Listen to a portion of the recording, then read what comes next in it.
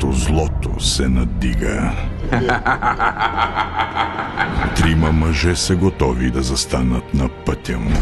Корпус за бързо реагиране. На много ниска цена. Експресно 10 лева ще ви струва. Третия случай, по който работим в момента, е да следим съпругът на една жена. Сигурен ли сте, че са ви разкрили? Да, на 100%, но... С какво точно се занимава съпругът ви? Защото имам усещането, че сте пропуснали да ми кажете нещо в предварителния разговор. Предлагам да спрем с печатането на фалшиви дипломи за 8 клас и да започнем да печатаме фалшиви евра.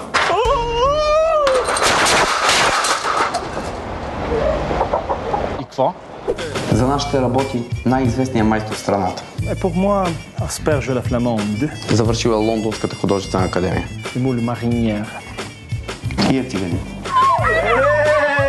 Браво, си дрежеш ногтите!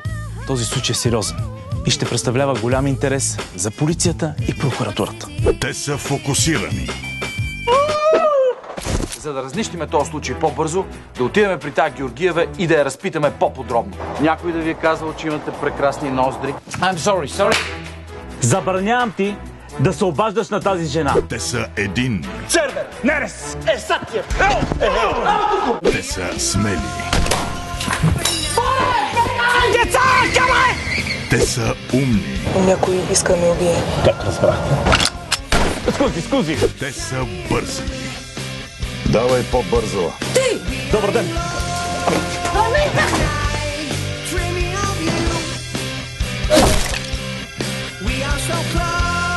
Диана Любенова, Мариан Вълев, Башар Рахал, Стойко Пеев. Стиги, идиот! Това вече преля чашата. Беги, боре! Хванете го! Корпус за бързо реагиране. Оттребахте ми кота! Спокойно. Нашите движения са премерени, котките винаги падат на крака. Дори да не паднат, имат 9 живота. 10 лева. От март само в кината. От Профилмс.